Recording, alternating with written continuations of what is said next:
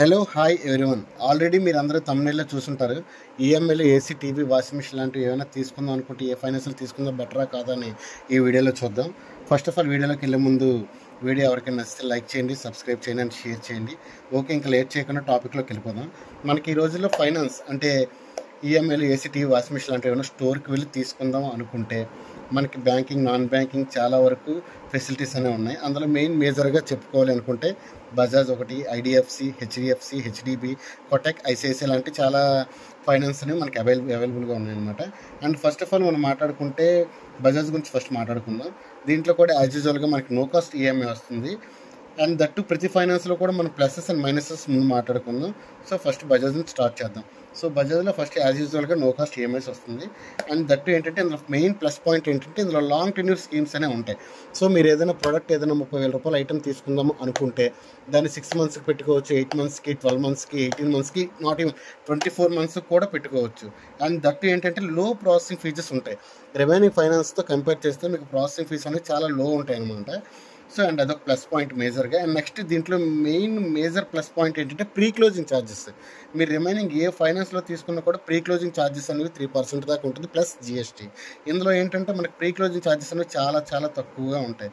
And next minuses ఏంటంటే ఇందులో EMI date వచ్చేసరికి every month second.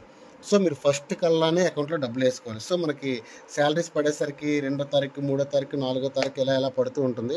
So 30th ఇలా పడే వాళ్ళకైతే పర్వాలేదు. బట్ ఏంటంటే 2nd, 3rd, 4th ఇలా పడే గవర్నమెంట్ ఎంప్లాయీస్ అని ఎవరైనా కొంచెం ఈఎంఐ డేట్ వల్ల సఫర్ అవుతారు. కాబట్టి ఫస్ట్ మైనస్ పాయింట్లో నేను ఈఎంఐ డేట్ అనేది మెన్షన్ చేస్తాను.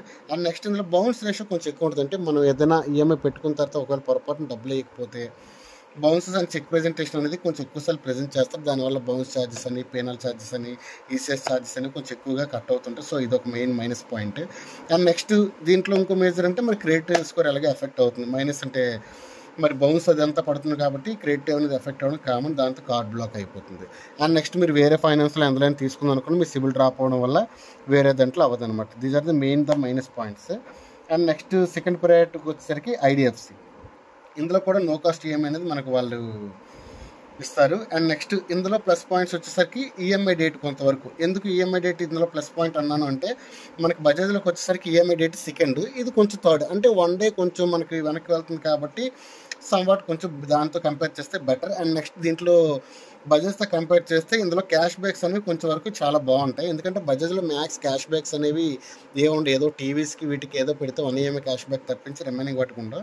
ఇందులో 1 EMI క్యాష్ బ్యాక్స్తో పాటు వేరేగా పలానా ప్రీమియం బట్టి దానికి క్యాష్ బ్యాక్స్ 10%, 5%, 20% దాకా కూడా క్యాష్ బ్యాక్స్ ఉంటాయి. అదొక major plus point. And next ఇందులో మైనస్కి వచ్చేసరికి ఏంటంటే మనకి బజాజ్తో కంపేర్ చేసుకుంటే ఇందులో లాంగ్ టెన్యూర్స్ అని ఉండవు.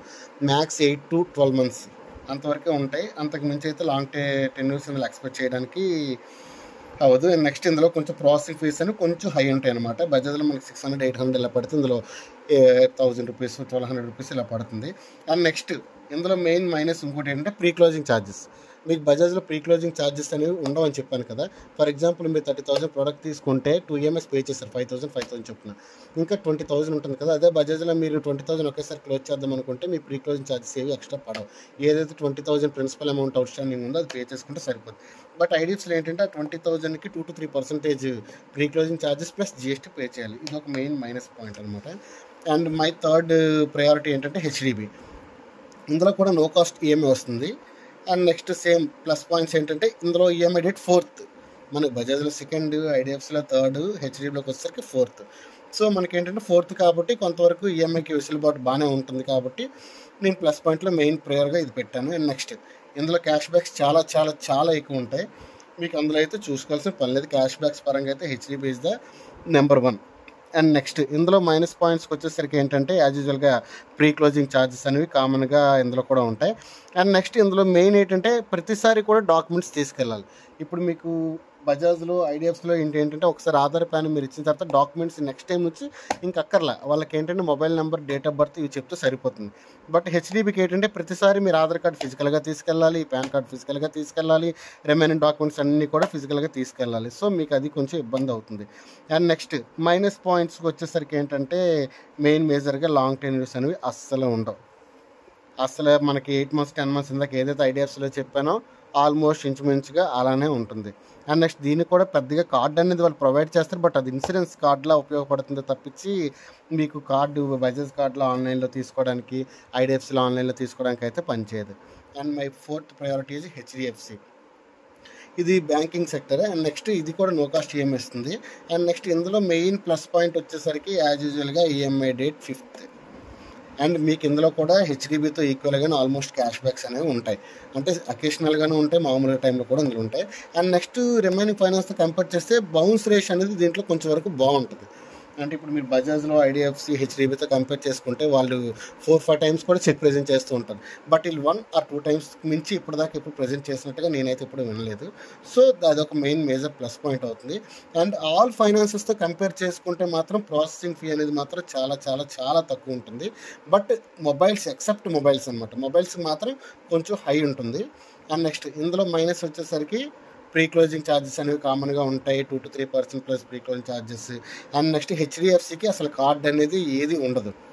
ఎన్నిసార్లు మీరు తీసుకెళ్ళిన డాక్యుమెంట్స్ తీసుకెళ్ళాలి, డీటెయిల్స్ చెప్పాలి మొత్తం అంతా.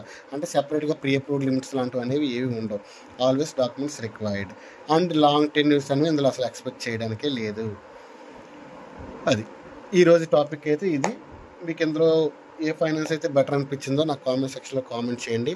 అండ్ నెక్స్ట్ నేను సిబిల్ గురించి ఒక వీడియో చేద్దాం అనుకుంటున్నాను. మీకు ఎవరికైనా సిబిల్ ఎలా పెరుగుతుంది, ఎలా తగ్గుతుంది, నేను సిబిల్ ఆన్ టైం కడుతున్నా కూడా ఈఎంఐస్, బట్ నా సిబిల్